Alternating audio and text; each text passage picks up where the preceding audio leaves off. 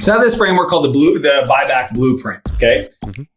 Here's the big premise that people need to understand about just life in general. The way it works is we work to generate money, right? So we trade time for money. Mm-hmm. And then as an entrepreneur, eventually we trade money to buy back time, right? Mm-hmm. And then if you're good and you make money, then you trade money to make money. The idea about the Buyback Blueprint, which is different because people are like, okay, you trade money to get time. Mm-hmm. The big difference is that I'm a big fan of hiring people to buy back your time, not hiring people to buy capacity. This is an intro. Intro. Hustle and Flowchart with your boy, my boy, Matt Wolf and Joe Fair. Hey. We back. Yes, we are for another episode. Another episode of Hussy and Flowy. Hussy. So I guess that's not a good word, huh? No. I was trying to shorten it. Hustle and Flowchart. Yeah, just stick with the original. Yeah, I won't call us hussies anymore. We're the Flow Bros. There you go. Right. Yeah, because we hustle less now. We hustle less. We flow more. I mean, the hustle and flowchart was really more a sort of play on words about like our roles in the business, not so much the fact that we need to hustle. Yeah. But yeah, somebody referred to us as flow bros, and I think it's just kind of stuck. I forget who that was, but if you're out there, let us know who that was. Yeah, it might have come up by multiple people. Probably. So another bro then we can add to the flow bros for the day for this episode is Dan Martell. Yes. And this guy definitely flowed during the episode. He is the man in software, like SaaS. I feel like I've said this on a lot of podcasts now, so it probably doesn't hold a lot of weight anymore, but this is actually one of my favorite podcast interviews we've done. No, this is behind the scenes, but right after, and Dan, if you're hearing this, it's true. We hit stop and he took the headphones off and kind of looked at it, and Matt's like, that was, I think, my favorite episode. Yeah. At least in a very long time. But I think you just said straight out, it's my favorite episode. Yeah. Like, damn. All right, cool. And I would agree. There's so many things that so he's a software guy. I mean, he'll get into his story. There's no reason why we should even recap it now, but just know that he is all around software, but it wasn't always like that. But if you're in the software game, you need to know Dan. But we're not talking about just software. In fact, I don't think we even really touch that much on software. That's my point. Is like, this is applied across the board. Yeah. And this is like how to grow a business, like flat out, doesn't matter what kind of business it is. But with the software thinking. Yeah. Like as a coder and the way of pattern recognition and repeatable things, all the way down to his content strategy that he uses on YouTube and blog and email to support his business. But yeah, you could apply this across the board. Yeah, anything. I mean, he's a prolific investor. He's invested in like massive companies, Intercom, right? There's Hootsuite. He's an advisor for so many of them. Yeah, Hootsuite was one of them. I mean, there's a list, and he tells. Yeah, he'll name them all off. I'm drawing a blank right now as we're shooting this intro, but yeah, he's a pretty prolific investor, and it seems like he finds winners really consistently. So we had to sort of dig in on that too. Like, how does he pick these investments? How does he find the companies he's going to invest in? And I thought that led to a really good discussion as well. It was interesting. We didn't really dig into it enough, but he ran from the cops at one point. He did run from the cops. In pursuit, too. Yeah. So he came from an interesting background and turned all that stuff around, but you can see how that relates to what got him to where he's at now. So it's super fascinating. The guy is just an amazing man. This podcast is valued at over $5,000. Actually, it's right at $5,000. $83.33. But yeah, I guess per minute. Per minute. Well, yeah. But that's so you'll hear how Dan values his time, but how he helps his folks, his coaching folks value their time. So that was actually an eye-opening thing in how you can actually then buy back your time. Yeah, the Buyback Blueprint. He gets into that. That's powerful shit right there. Yeah. Everyone, no matter who you are, I mean, do that because he breaks down the math and it's just so simple. There is so much good stuff in this episode. This is one that Joe and I already said, let's listen back to this one. We actually are making an appointment to sit down, listen back to it, and have a discussion around this episode. That's how much we enjoyed this episode. So you're in for a treat, and we're taking notes for you. So get the notes, please, for the love of God. Yeah. All right. You have 2 weeks of this episode going live. That's just how it works, y'all. They're free, but then they go away because we got to pay our people somehow. So get the notes for free. It's at hustleandflowchart.com/comp. Yep. What is it, Matt? hustleandflowchart.com/COMP. Just in case they didn't understand, my accent. Yeah, there's a way you can send a phone number. If you text comp to 38470, you can get it that way too. Yeah. Either way, whatever works for you, we'll get it to you either way. You'll get them. You're going to love these things. Yep, go get them. So let's go talk to Dan. Do it. All right, Dan, we're live. I know you've been live on IG already, but it's official. How you doing?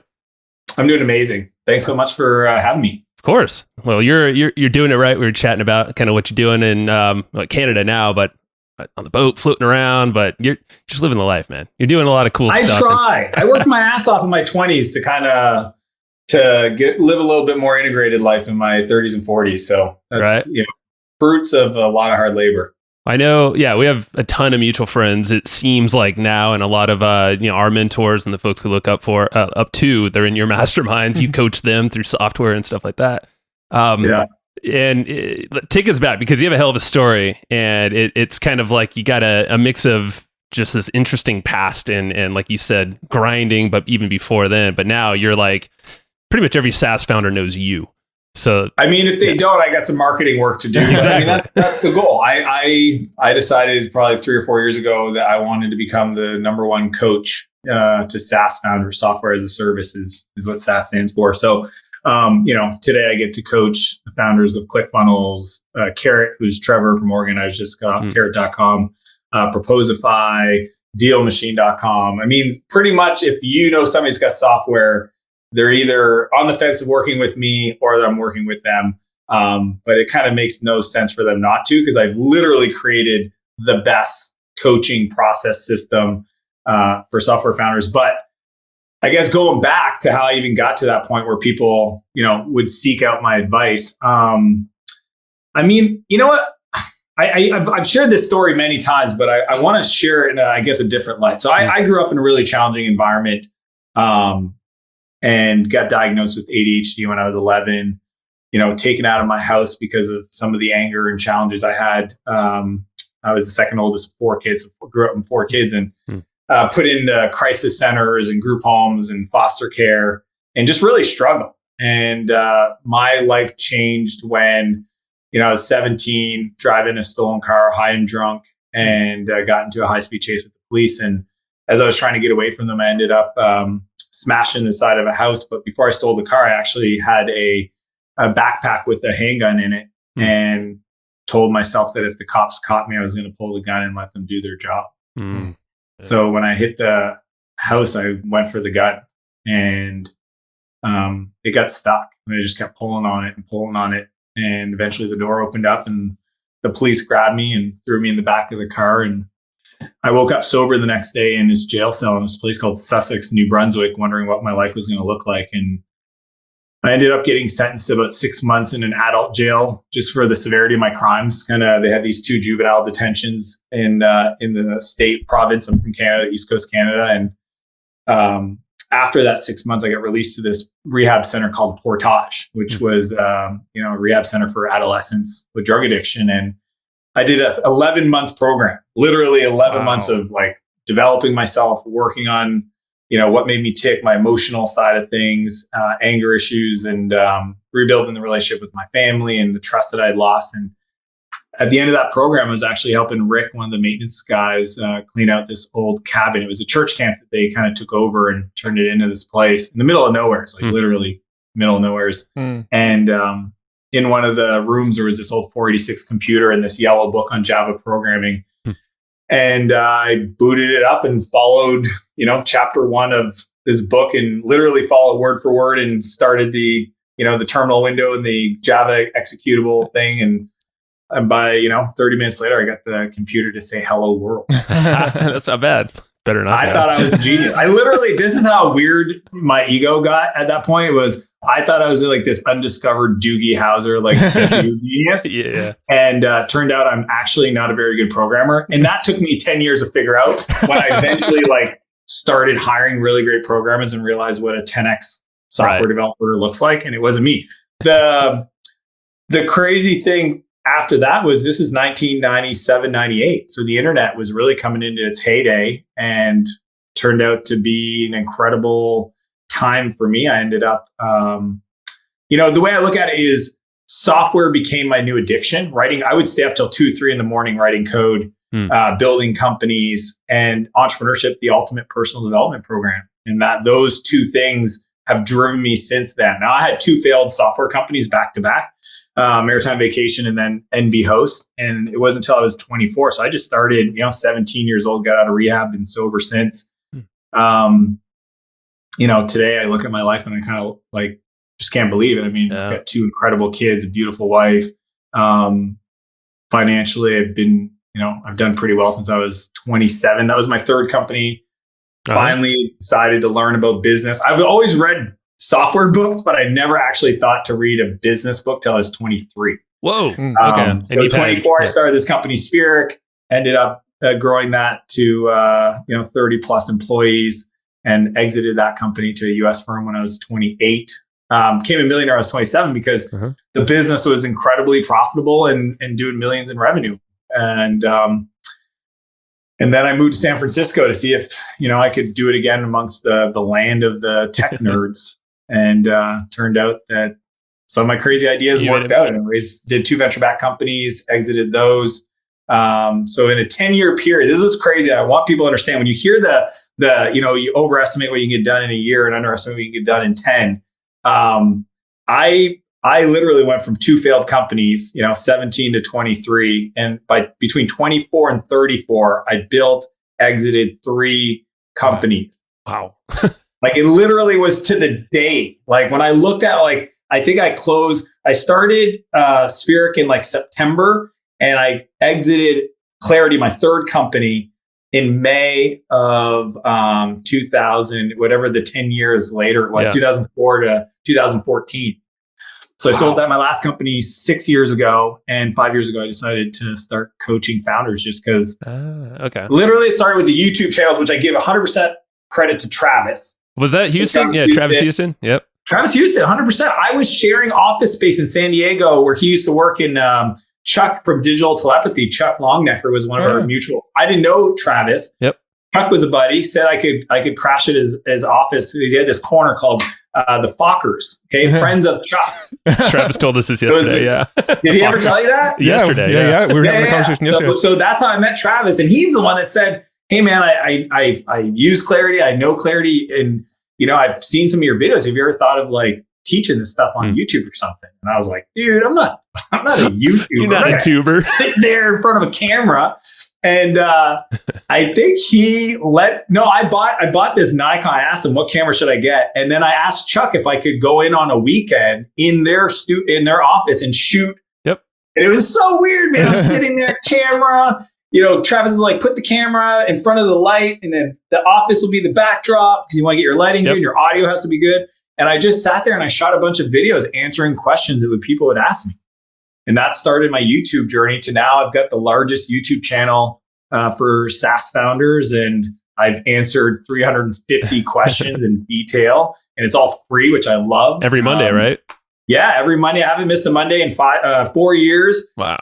And then we started the Escape Velocity show every second Thursday, which is my interview show. And I just have a blast doing it, man. I just love that my clients that I teach how to make millions of dollars pay me to then I have a whole team of people that produce these shows that everybody else gets to enjoy for free. It's kind of awesome. That's so cool. Yeah, I'd love to dive into your. In that sense. Yeah, it is. I'd love to dive into your YouTube strategy in a couple of minutes, but I'm curious, what was the difference between the 2 failed startups and then the 3 that you managed to exit?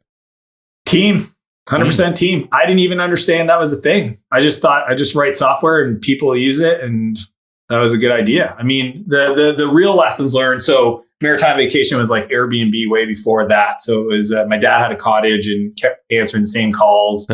Yes, it's available. No, it's not. No, we don't let pets. Blah blah blah. And I was just like, man, I could build a web page for my dad. Yeah. So I convinced my dad to give me the money to buy the server to not build a web page, would actually build a web app. Right back then, we didn't have Amazon. We had to buy like a real physical server in the software. So I built in this technology called Cold Fusion. For those nerds out in the audience, because nobody knows about it anymore. But it was actually one of the best web programming languages back in the day. Wow. And then the way I got customers is, and I struggled at first trying to figure out how do I get other cottage owners on there, but my buddy Dave is, and he's a burnout, like burnout Dave is what we called him. Burnout. he goes, I think there's a booklet that has all of the bed and breakfasts and cottage owners listed that Tourism New Brunswick, the province I live in, puts out. And I was like, what? And I found out there was this booklet for tourists that literally had everyone. So then I paid my little brother Mo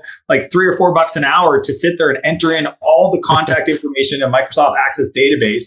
And then I created a mail merge, did a whole print off. So direct mail before I didn't even know it was called direct mail. I was just like, this makes sense. And I sent them a form letter that said, hey, Maritime Vacation, I'm the president, Dan Martell. Oh, you're big.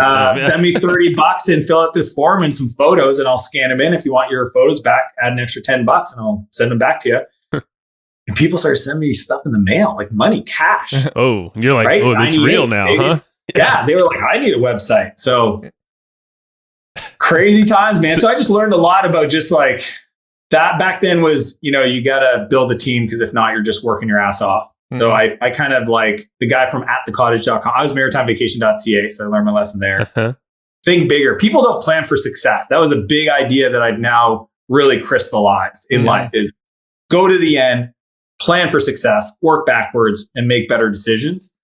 And then NB Host was, it was hosting, which was a zero margin business. Right. Like it's like selling salt. A commodity type business as well. 100% commodity. Yeah. Like there was no margins in it. So I've learned a lot about gross margins. I'm a sucker for gross margins. I like software so much. I like information, great gross margins.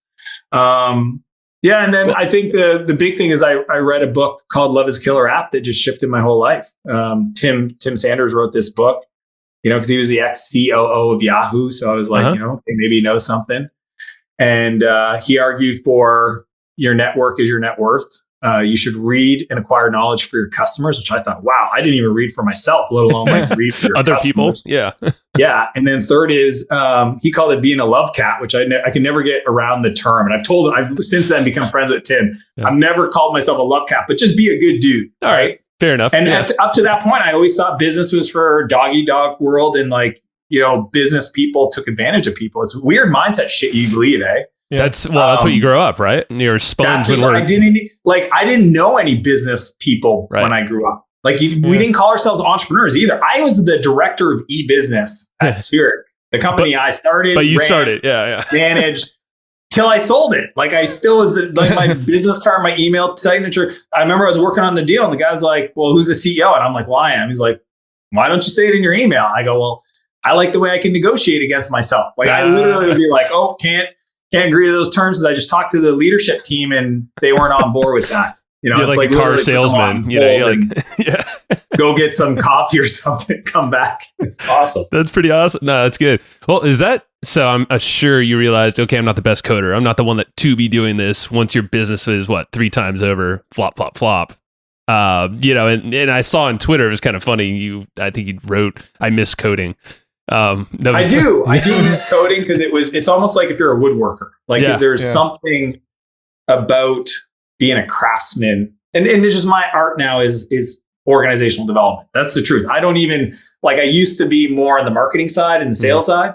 Now I don't spend that much time there. I'm more on how do we build companies and teams? Sure. So interesting. Okay, so we have the YouTube route. I'm trying to think of all these different areas we should go and explore, because I think the YouTube, you call it the authority engine, right? Your whole Give us the overview of that, because I think that's something that's super applicable here to everyone, and we can kind of noodle around from there. Well, here's the big hook. I produce 12 months worth of content in 6 days a year. So all platforms. Yeah, for a quarter, right? So each quarter at a time. 3 times a year. So kind of, so a little bit more. Yeah. Okay. I do 120 days at a time. Wow. But essentially what I do is I work backwards from my customers, right? So I choose my best customers, people I love to work with, right? Mm-hmm. I just got off 2 coaching calls, Emmerich at agorapulse.com and Trevor at carrot.com. Mm-hmm. And, I coach them. So they ask me questions and I write them down. And then what I do is 3 times a year, I go through my list of questions and I produce videos answering those questions, because I want to attract other people just like them. So that's a big idea. A lot of people answer questions, but they don't answer questions for their perfect fit customers. So they attract a lot of noise. I actually only answer questions for people that I would love, that would have the problem that I would love to work with them on. Does that make sense? Yeah. Perfect.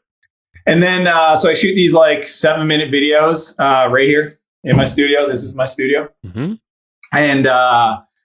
And then I just do the videos. Sam, my videographer, and then I have a whole team of people on the back end that works with Sam. They produce all the assets. So the podcast, the YouTube, the blog posts, the emails, the Instagram memes, the stories, TikTok. I've got 500,000, actually a little bit more now, 502,000 followers on TikTok. And I've done zero, oh my God, as my son would say, zero. He does it with his little fist because there's nothing that fits in there. Tiny zero. Yeah. He goes, I said, how much sunscreen your mom put on you today? He goes, this much.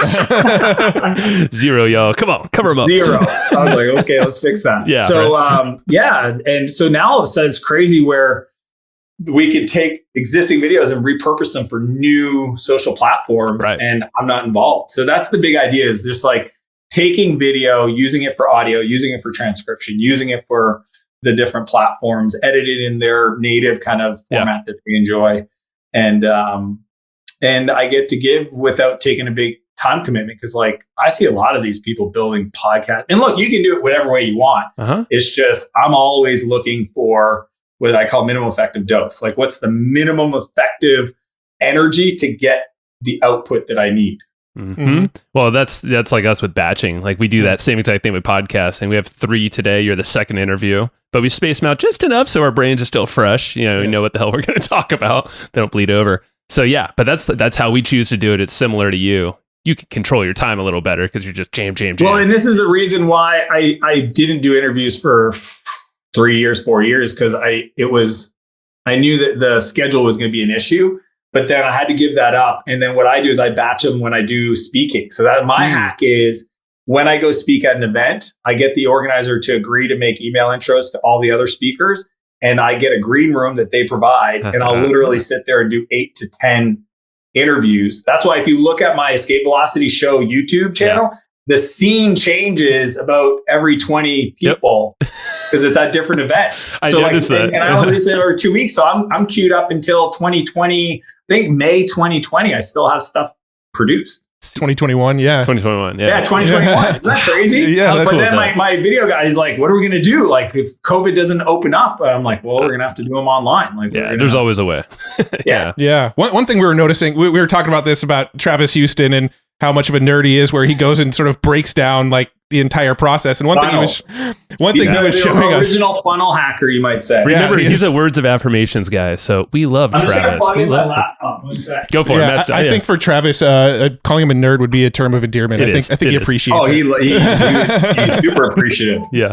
But one thing we were noticing is like it seems like the content that's below the YouTube video, the blog post, the emails that go out, the things that go up on Instagram, like all of these things, it's pretty much the same blog post. It's just kind of in all the various places where people can possibly discover it.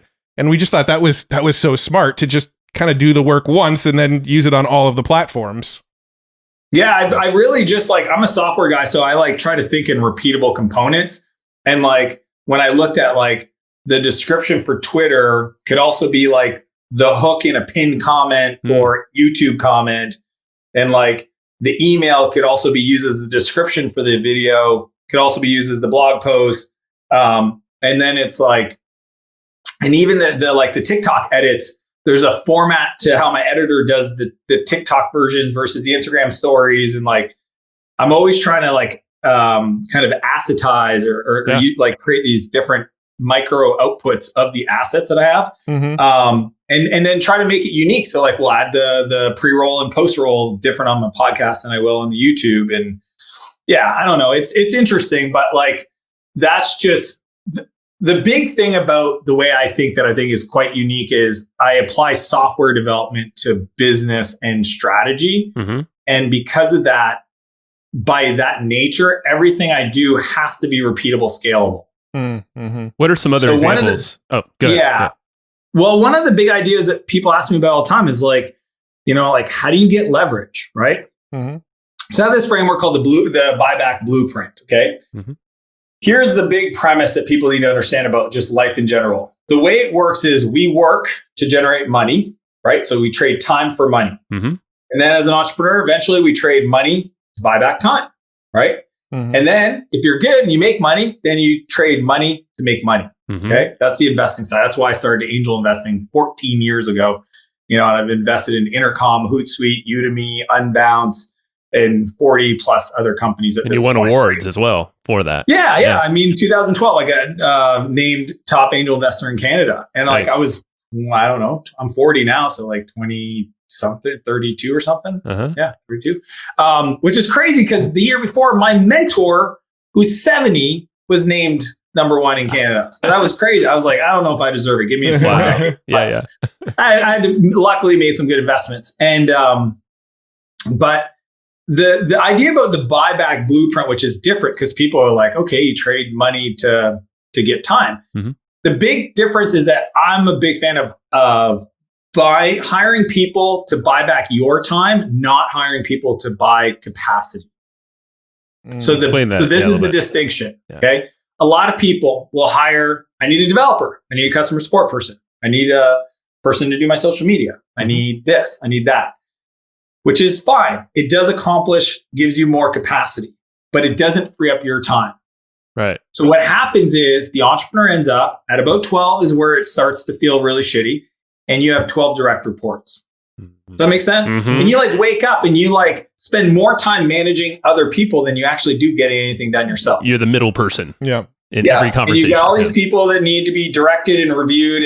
And usually what happens is the bigger you grow, the more pain you have because you have more of these people. And what I've discovered is no entrepreneur, if I was like growth and then there's this line and this line is pain, no entrepreneur will grow into pain. It's against and this is where you see people sabotage their business and make bad decisions because so for example, if you have to do the delivery of anything that you sell, you won't sell aggressively because every time you sell a new thing, you also are on the hook to deliver it. Does that make sense? Yeah, because you're thinking subconsciously, hey, I'm going to have to actually do more work because of this thing I'm trying and so this is what shows up. You're slow to reply to emails. Yeah. You price yourself out of a deal. You don't follow up on a lead. You do a bunch of stuff that you don't even know you're doing, but you're not as aggressive. So my whole strategy that I teach my clients, one of hundreds, is the buyback blueprint is you look at your calendar and you use kind of like this scorecard for time, right? I really think, there's 4 big buckets, and Michael Gerber wrote the book that E-Myth talked about in and on. There's the $10 task, $100 task. That's working in the business. And then there's $500 and then $5,000. Okay. And that's working on. And that's like strategic on the right side. And your goal is to look at your calendar and literally time block or kind of use your calendar to put everything in there to see where you're spending your time, to figure out ways to buy back the lowest value stuff that you're spending time on so that you can work on higher value activities. So now, you're almost like playing a game. Yeah. But that's the buyback blueprint. You don't hire a role or capacity. You literally hire for you so that you have more time to work on $500 hour tasks. If all of a sudden you're only working on 500 or 5,000 in a week, or even better, where I'm at, where like my life is pretty much 5,000. I only do things like being on a podcast has that kind of value because you have an audience, right? Yeah. And even me accepting the podcast, as you know, like you have to be at a certain size in an audience or it's just not like high leverage, right? The very first conversation you and I had a couple weeks ago was like 15 minutes. And I think the only reason why we were chatting really is because, we're connected in a various numerous of people, Travis being one of them, Roland, Fraser. And you said straight up, I would give away money anytime before my time. Yeah, like it's a bad way to say that, but basically money would go away. Money's an easier ask for me. If you want something from me, you can ask for my money. That's a way easier thing for me to give. Right. Yeah. I can't get my time back. And because I teach it, it's also like this great accountability thing where I don't want to be like out of integrity. Like I need to protect it like I teach my clients to protect it. And it's just become like right at 4:00, okay, when we were doing this thing, this showed up in my office. just as an example, and I'm not trying to flex. Sometimes I feel like people are like, oh, you're such a fucking flexer. This is what one guy called me once. Those TikTokers. I have a house manager that brought me my shake at 4:00 every day. Why? Because I'm not going to go spend 10 minutes to go up to my kitchen to make a shake come down. Some people go, you're really fucking lazy. I go, that's cool. Call me lazy. I don't care. I literally could give two shits less. I'm just more concerned that people don't understand the concept. If I literally take away $10, $500, like $50, $100 task and buy that out of my calendar so that my calendar is 100%, two things. I either spend time with my family and my friends or I work. And when I'm doing either of those, I'm 100%, like 100% in on the family or I'm 100% in work. And when I'm working, you better believe those are $5,000 an hour tasks. Those are strategic business, like designing models, designing leadership teams, like really important. And the way you get to that level is you slowly work away. So people always like, hey, who do I hire next? I can't tell you that, but I can tell you the process you should go through, which is audit your time and look where you're spending time on just inefficient stuff and then hire that. So just for everybody listening, if you don't have an assistant, that's your first hire. Because if you don't have one, you do have one. It's called you. Yep. And you are the bottleneck and you are causing, there's so many collateral damage things that can happen because of that. You're just not pushing on the gas pedal. You're literally driving with the handbrake on. So I'm thinking of this because we looked this up at Clarity is you have your own profile is on there and it says $83.33.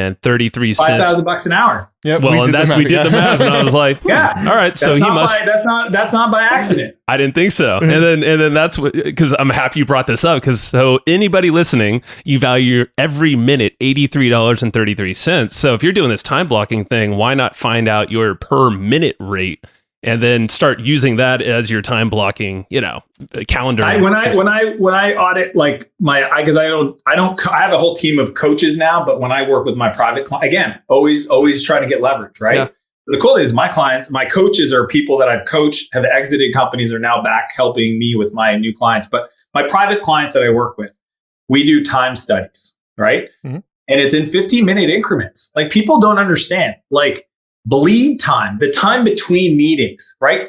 The shake, that's bleed time. If I got to leave and go get that and come back, that's time I took away where I want to be like onto it. I don't leave my house to run errands. Errands are the stupidest thing you can possibly do. That is $10 task at its best, right? But most people, and it's fun because I think I'm going to write a book on this topic because when I ask people, like, why would you not hire somebody part-time even to do some of this stuff? And they're just like, I couldn't see myself invest that money. So then it comes down to self-worth. Yeah. They don't feel worthy of it. Ooh, that's fascinating. So that would be more of the awareness. So you start there. So yeah, what are you worth? Like, what are you doing? There's probably an audit phase. And then, here's one of the equations I teach. I got this one from my buddy, Todd Herman. So full credit to Mr. Herman. If you take the goal of your kind of like business, like let's say it's $1 million a year, right? The value creation per day has to be $5,000 because you're essentially saying, well, there's 200 days in a year when you take away weekends, holidays, et cetera, right? So 200 days, $5,000 a day is $1 million a year business. So you need to spend, you can't get to 5,000 by doing $10 tasks. So no $1 million company was ever built by doing $10 tasks all the time. It's not possible. The limit is actually 300 grand. You will hit revenues. Literally, if you're ask your accountant to show you his customers like revenue bands, they're like 0 to 300K, 300K to 2 million, 2 million to 10, and then 10 to 30 is usually kind of like where things settle. Wow. And the reason why is because you, the entrepreneur, needs to learn a whole different set of skills to get to the next level. To go from 300K to 2 million, you need to learn to work through other people. 300K is about the highest point where any normal person will be able to get leverage with their own time as a specialist. Right. Make sense? Yeah. Because all you're doing is you're the specialist with little fingers, little assistants out there, contractors. You do 70% of your time on like really valuable stuff, $100 an hour, $500 an hour stuff, maybe you get $250 or whatever. Yeah. And then you spend all your other time on $10 tasks, which is taking up your time. And it's about, you don't learn to delegate. You need to literally learn how to delegate. So 300 is the level there. To go to 2, you need to learn how to build a team around you. But then a lot of people get stuck at 2. You want to know why? What's that?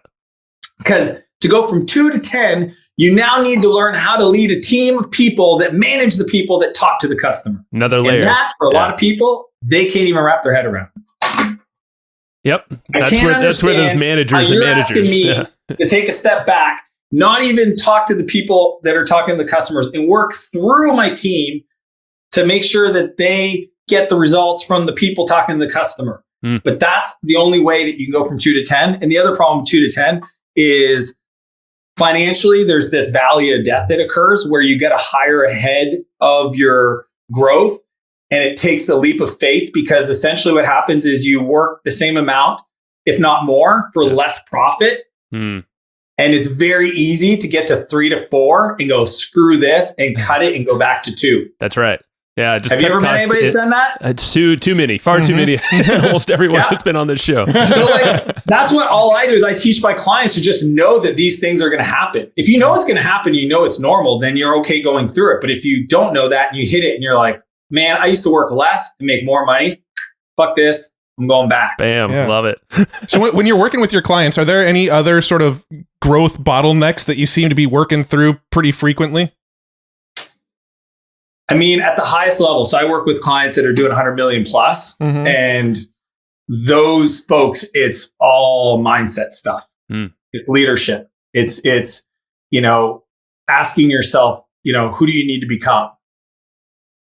Like if you're at 100 million, you want to go to 500 million, you literally have to look in the mirror and say, who do I need to become to run a $500 million a year company? Because I guarantee it's not the person you are today. Because if it was, you'd be there already. And then there's probably other sacrifices they wouldn't be willing to do. Probably time it's away. It's not sacrifices. No? It's just, it's a sacrifice in the sense that are you willing to be uncomfortable learning a completely new approach? Because that's what's required is, are you willing? So when people say sacrifice is just hard, the crazy part is the bigger you get, the less you have to do.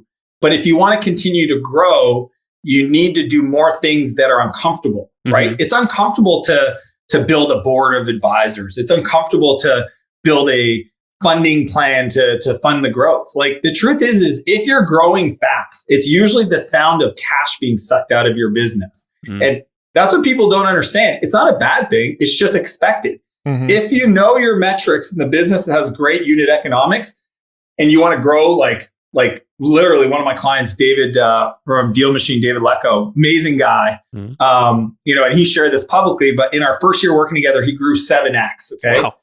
And like, if you're growing, just to give you context, if you grow 25% per year, every 3 years, you're doubling.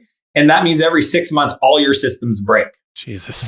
When you're growing 700% in a year, like all the Inc. 500 companies, I already know I know what their days look like. I know it's hire, train, hire, fire. Wow. Fire in the business, fix the fire. It's really, when I say, who do you need to become? You need to become somebody that can deal with bigger problems. Right? If you want to be, and I remember Oprah said this when she was getting sued by the mad cow people, right? It's like for $1 billion. Oh, that's fun. Yeah. And somebody asked her, like, why aren't you stressed out? And she says, I'm grateful to be the kind of person that could be sued for $1 billion. It's a good perspective. Yeah. But that's because she got good at dealing with $1 billion problems. Most people, if they had a $10 million problem right now, they'd break out into hives. Some people would consider taking their lives, which is crazy. Sure. Right? Yeah. Work themselves to the bone. You think if Richard worse, Branson got a call and said, hey, there's this tax bill you didn't know about for $10 million that's going to ruin his day? Yeah, probably not at all. I mean, look at Elon. Zero it's like literally zero. He wouldn't even flinch. He would be like, that's unfortunate. Who should be accountable for that? Yeah. Make sure I talk to him on our next one-on-one. Got to go. Yeah. Got to go. I wonder if that information would even get back to Richard Branson with his, his structure. I actually get to spend a week with him and talk to him specifically about this. So he described it as that, pretty much? No, if you're allowed to reverse engineer. So what you learn talking to high performers is they can't really explain what they do. They just do it. Right? Does it make sense? If I meet an athlete and they've never coached somebody, they're just like, I just do it. I don't know how I do it. It's a flow state kind of thing. Yeah. Yeah, like they're inherently good at it. So I watched him work with Helen, his assistant, to really dial in this whole Buyback Blueprint strategy. right? Because that's what he was doing. He just didn't know he was doing it. So he meets with her every morning for breakfast, and she brings only the things that she can't deal with to his attention. He gives her the feedback, and then she processes and then adds it to like, this is how I deal with that in the future kind of thing. So he pretty much runs 400 companies. Okay. Virgin Group of Businesses has 400 companies. They each have their own CEOs, and they have 2 co-CEOs that run the portfolio of companies. Okay. Yeah. So he refuses to sit on boards because he calls them boring. Boards are boring. When I was there, I was in Switzerland at his house, and I say house. You guys can Google like Verbier, Switzerland, Richard Branson. You'd see his chalet, 16 bedrooms, staffed at 12. And Tim Ferriss was there, the co-founder of Square. Brian from Braintree just sold it for $550 million. Somehow I got invited because of Clarity. Yep. And I had dinner with them and skied with them and just watched. And so while I was there, I think his name was Kevin, the CEO of Virgin America. They had just bought the new Dreamliner, the 380 Airbus or whatever it was. And he wanted to let Richard know about some changes he was going to make on the board. Because I asked him, I was like, what are you doing here? He took a helicopter in to meet with Richard for 45 minutes. That's crazy. Okay? Richard didn't leave. See, that's what I'm trying to tell you. He came to him. Yeah. He's like, you want to meet with me? Fine. I'm here. Come, we'll have breakfast. Had breakfast with him. Yeah. And when he came in, I said, what do you meet with Richard Branson? And he told me. And I said, why did you need to tell me? He goes, well, I got to present it to the board. And I was like, why isn't he on the board? Does he have to go to the board meeting? He goes, no, he doesn't like to sit on boards. He literally figured out, how can I do what I'm great at, which is the branding, PR, right? So I talked to Helen about this. I was like, what are the things that Richard says yes to? Like anything that's going to help a company using his name get press. Okay. Right? That's a yes. Speaking, he likes speaking in certain conditions. It's Q&A. He doesn't like to actually speak. He likes sitting down. So he essentially said, here are the things that I'll say yes to. Helen manages and protects his time. And she even has an assistant because there's so much volume coming at him. He doesn't even have, at the point, he didn't even have a smartphone. Wow. He doesn't need it. Why would he? Yeah, he doesn't want that. I'm assuming. It's not, it's, if you think about it, he doesn't need it. Yeah. That's amazing. And I wonder, I'm sure his content, his emails, all that is just distilled through his talking, through Helen, and through maybe another assistant. Helen's the one that reads all the emails and processes them. He doesn't. He'll just say, tell him this, introduce him that. Most of Helen's job, she said, was just routing people to the right people on Richard's team. Sure. Yeah, just playing people director. Think it's Richard. It's not. He's like, look, I'm not. I know the CEOs of the company. Now, you want to hear a great thing he taught me about hiring? Please. Absolutely. He hires CEOs. You know where he finds them? The number 2 at the number 1 company in the space. Smart. So he started Virgin Cruise. He went to Carnival and hired the COO of Carnival to be the CEO of Virgin Cruise. They know everything. They know how to manage something like that. And they'll never be CEO because the CEO is there until they leave. So that's how he gets them. Brilliant. That's freaking brilliant. And you could do that on a micro level if you wanted to, even with contractors or whatever it might be. Yeah. That's there's so much. I mean, that's the fun part of I've been building businesses for a long, long time and just getting access to brilliant minds. I mean, Mark Cuban was an investor in my company, Clarity, and just being able to sit down with these people. My brain is always reverse engineering. It's software, right? It's like, how did they get to there? Because they have this unconscious competency that they probably don't understand. So I just need to hear enough examples of how they deal with stuff to start seeing the patterns. Have you always had that, or is that when it's just my brain that thinks that way? Yeah. I used to just use it for illegal activities. Unfortunately, my dad always said, if you can just figure out something that's legal, I think you do pretty good in life. And you were a drug dealer, right? I mean, at one point, way back in the day. I mean, isn't it said most of the drug they're like the best entrepreneurs out there? Like they figured out systems. I talked to my passion in life is one of the big parts of my life is this program called Creators, where I work with at-risk youth, and I tell them all the time, I was like, you guys have more business acumen than you realize. You're risk takers. You have the gift of gab. You know how to communicate. You'll run circles around these MBAs. And the truth is those people will work for you. All my executive leadership team people have business degrees. I didn't go to university. They all did. Yeah. Well, I mean, my 2 last hires, Harvard and Stanford. But it's wow. It's crazy because that's the what I've discovered is people that have gone through chaos when they're usually between 7 to 13. There's something that happens usually in that age bracket that shapes them typically to be okay with uncertainty. And it turns out, and to deal with chaos. And it turns out that being okay with uncertainty is the foundation of what it requires to be a great entrepreneur. Because it's really about the more uncertainty and that's why I talked about like who do you need to become, right? The more uncertainty you can deal with, the bigger the problems you can deal with, which makes the business bigger. If you're stressed out over $10 problems, I know exactly the size of your business. That's so. All right, so I have to say something here because I didn't know this before, but you were in foster care. I've said this numerous times. I've fostered numerous kids and had one for 15 months even. So I know the system. That's amazing. Yeah, it's crazy, man. So props to you as well. But now with the at-risk youth that you're saying, I have this vision, and it's something just from seeing so many kids go through just our home. But I want to start some kind of cause or nonprofit or connect people in high school at risk. But really, I was thinking foster care, but connect them to entrepreneur mentors for them to, if they're showing the signs of an entrepreneur, or they want exactly what you're saying. And I didn't know a lot of these stats.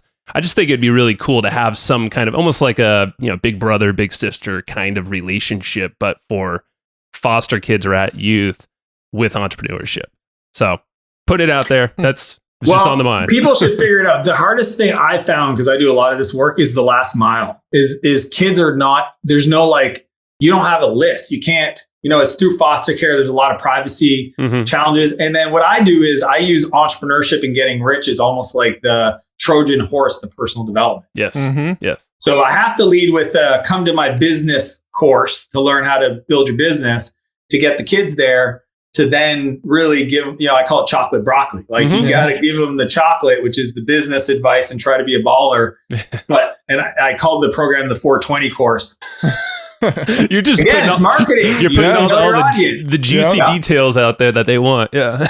Yeah. Brilliant. Entrepreneurship 420. So, and then you give them the personal development side. You give them the mindset. You give them the confidence builders. You give them the group, the peer stuff, the things that took me till I was 23, 24 to figure out. Yeah. No, that's amazing. This is probably the last rabbit hole we'll have time to go down, but I'm curious, when it comes to investments, your track record's pretty impressive, all the companies that you've invested in. How do you go about picking the companies? Like what's in these companies that you see that you go, okay, this is one I need to get involved in?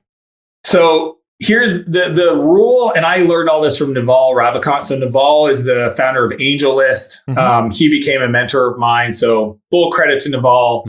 But I mean, a lot of it is the way you become a great investor is to have a lot of options. So people lose money when they're not really doing it, right? If you're looking at 100 deals and you're picking 3 or 4, you're going to do a lot better than if you're only looking at 3 or 4 and you're doing 2, right? And that's, unfortunately, people lose money. That's where I was. When I started off, I was 26 when I wrote my first angel investment check. I didn't even call it that. I was just like, I'm going to give you money. Please give it back in the future. I get some more. Yeah, here's some money. Can I get 15% of your company? And hopefully it's worth something someday. So I lost most of my money in the early days. But when I met Naval, he's the one that taught me you should never give money to somebody who's not going to be successful without your advice. So a lot of people invest because they think if I'm involved, I can make them more successful. Big mistake. I literally invest in deals where the founders do not need my money or my advice, and I got to stuff it in. I literally did a deal 2 days ago where as soon as they said they gave me a $500,000 allocation, I wired the money that day without paperwork, because I know that somebody else would probably try to take that from me, and I want my money in their bank account for them to have a weird conversation about sending it back. That's Trojan horse. 100%. So I sent the money. I trust these guys too. They're baller entrepreneurs. So you want to invest in things where they're not gonna need you. So that's a big one. If you do that, and it's hard because you need a lot of deal flow, right? So you need deal flow.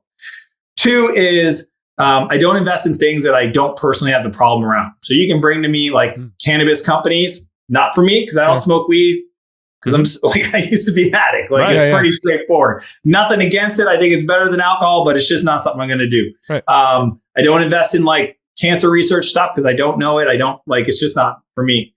And And so I only invest in things where I have the problem and I feel I can be helpful. Third would be I only invest in entrepreneurs where I feel like every time I interact with them, I learn something, because that's my real value for me. Mm-hmm. It's, look, I can put my money in a lot of places to make money, but if I'm going to give you money to be part of your business, it's because I want to actually learn from you. It's so this if I meet with exchange. somebody, that's the give and take. It's and people think, well, if I'm giving them money, I'm going to give them advice too. It's like, no, you're doing it wrong. Like, I have all the companies that have crushed it, Travis Kalanick, Uber, like those people teach me stuff. I don't. And if you weren't open to that, then like, I'm sure you're just going to lose more money, and you're going to be, it's like, come on. That's where people lose their money, because they invest in things that are kind of like iffy, and they feel like with their advice and money, they'll be successful. It's like, I don't want to work that hard. I'm giving you my money and I'm putting that at risk. And now you're asking me to put my time at risk? No way, Jose. Nope. Not doing it. I love it. Anything else, or are those like the pillars?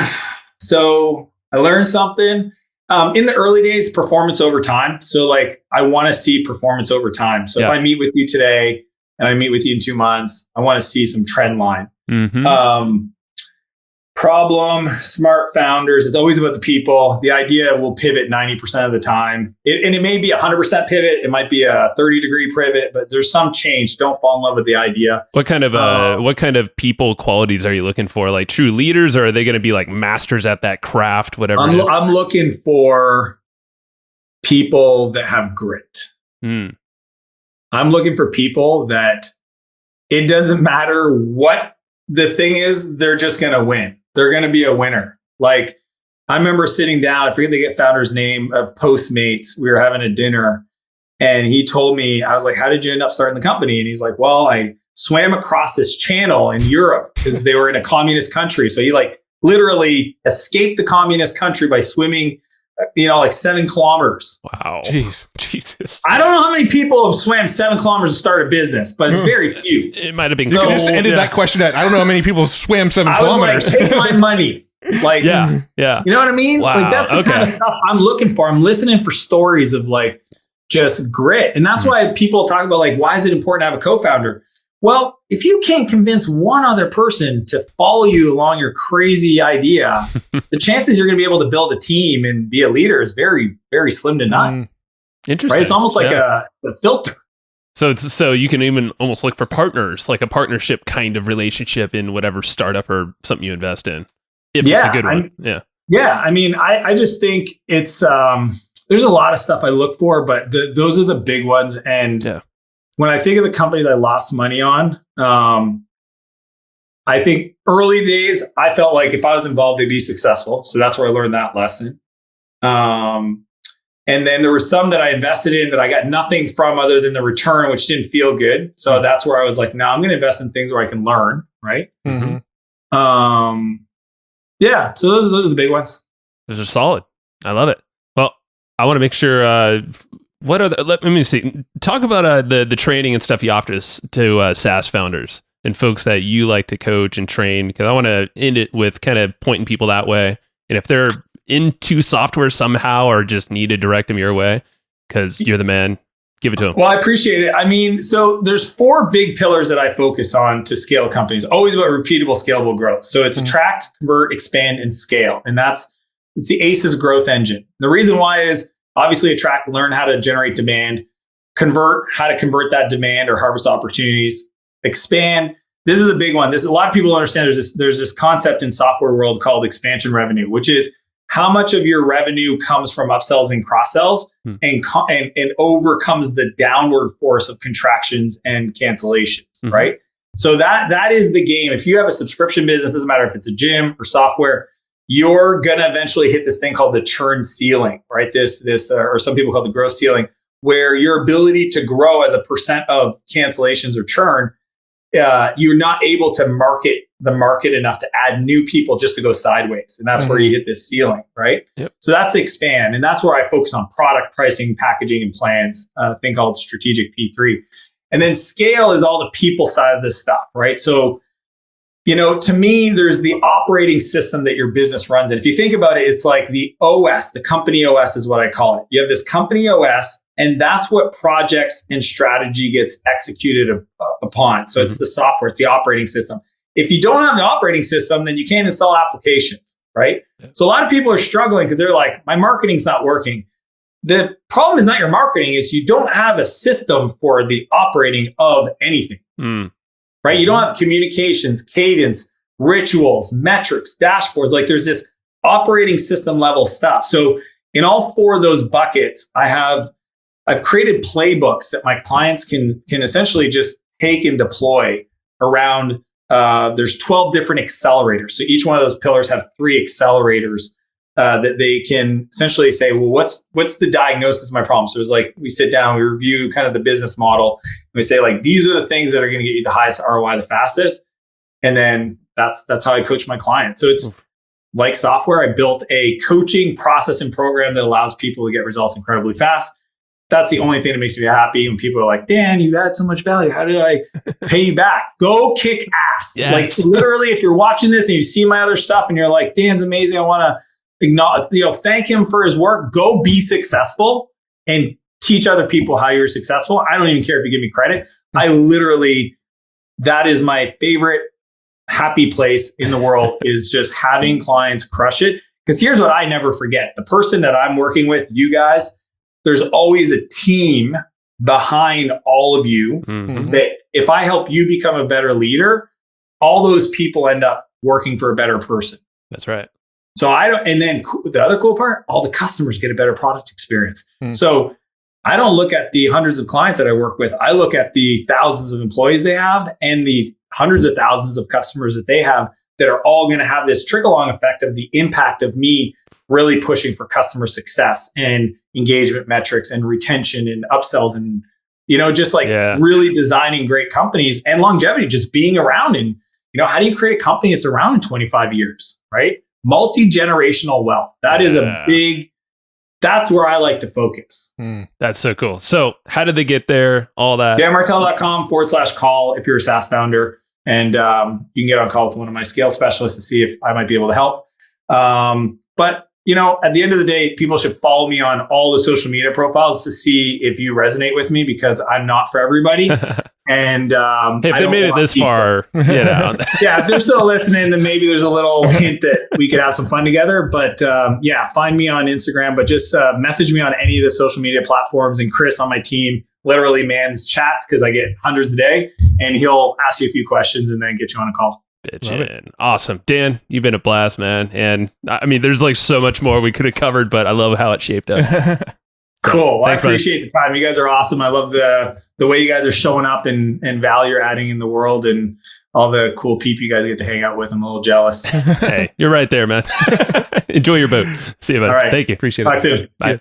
Thanks so much for tuning into that episode. I hope you dug it. I know Joe and I dug it. I actually kicked Joe out of the room. He's not here right now because I wanted to tell you about a tool that I really, really dig. We use it in our business. We recommend it all the time. It's called Easy Webinar, and it's a tool that lets you do live webinars, automated webinars, hybrid webinars, and, pretty much any other kind of webinar if there are other kinds of webinars.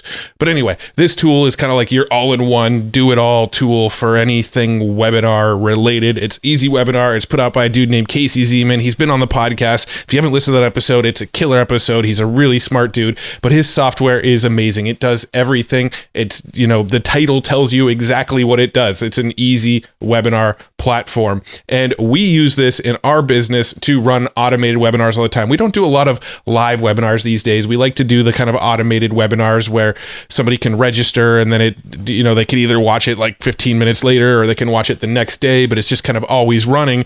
And it's a system that helps us make autopilot sales off of our webinars.